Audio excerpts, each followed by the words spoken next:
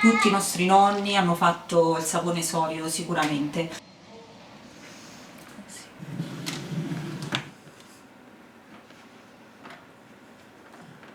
Ci siamo illusi che il sapone liquido era anche forse migliore. Abbiamo iniziato a riutilizzare la saponetta, ci siamo accorti, tra virgolette, di queste bugie, perché il sapone solido non è vero che non è pratico, ma può essere usata benissimo in natura, in un fiume, in un lago, perché non inquina. Anyway, this is contained in this little bag, which is completely compostable.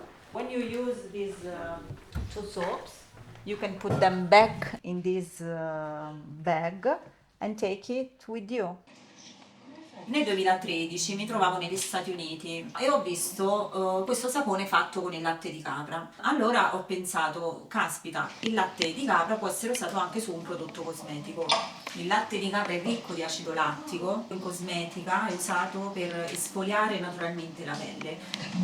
Visto che mia madre a quel tempo produceva yogurt con il latte di capra perché avevano le capre i miei zii, ho pensato di fare una prova, di fare un esperimento. Per gioco era stato messo nel negozio di mia madre come souvenir accanto ai formaggi di capra, allo yogurt di capra.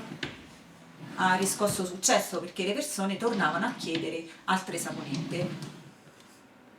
Dal 2013 abbiamo pensato di certificare il sapone. Plastic free, water saving, cruelty free, 100% organic, eco bag, Abruzzo style.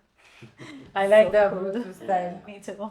Ci siamo affiancate a una chimica. Mia sorella si trovava in Grecia in quel periodo, però poi l'ho richiamata perché gli ho detto ho aperto il laboratorio.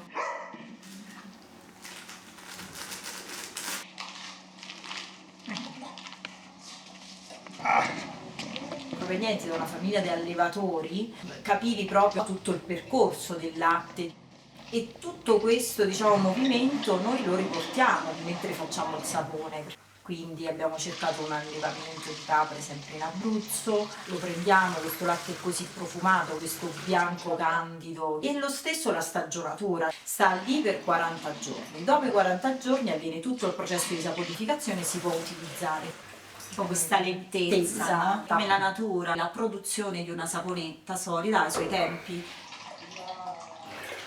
Noi il latte lo conserviamo appena munto, lo congeliamo. Ne vengono fatte due lavorazioni, una lavorazione a freddo della parte acquosa, una lavorazione al bagnomaria vengono sciolti i burri e gli oli, tolti dagli stampi, vengono fatti essiccare per 40 giorni. Quindi anche rispetto per se stessi e per la natura. È un po' questo che vogliamo anche riportare con il nostro laboratorio. Nella natura tutto è fermo ma tutto si muove nello stesso tempo.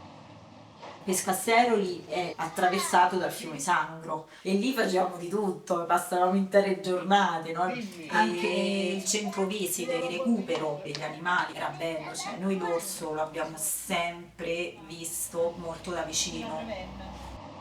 Per dare appunto un senso ancora più sostanziale di questa attività, mi rendevo conto che produco questa cosa mentre il Parco Nazionale L'Orso Bruno Marsicano attirano numerosi turisti. Allora io mi sono chiesta come posso rendere questo servizio a questo animale che non lo sa nemmeno della mia esistenza. Mi sono messa alla ricerca di progetti a cui io potevo devolvere una parte o del mio incasso o partecipare a un progetto, creare un valore di impresa che non fosse solo mio. Trovatore Wilding Up e si scopre che invece si sta creando una rete. In questi territori è fondamentale un po' per emergere di più, perché questi sono territori appunto remoti, selvaggi, diciamo vengono da storie isolate, ognuno ha un concept dietro e quindi questo la rete ti spinge proprio a trovare il tuo punto di diversità che fa la tua forza.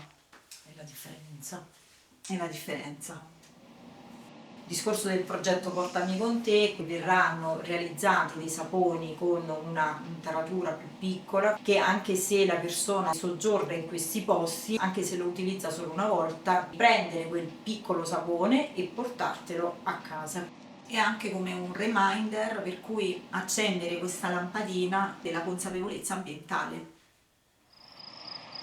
Il nostro sapone inizialmente veniva fatto senza fragranza e molti pensavano che la capra emanasse un cattivo odore e allora pure il sapone. Ovviamente non è così. E abbiamo aggiunto una fragranza, si chiama Foresta, una fragranza che abbiamo voluto proprio dedicare ai nostri boschi, al nostro territorio.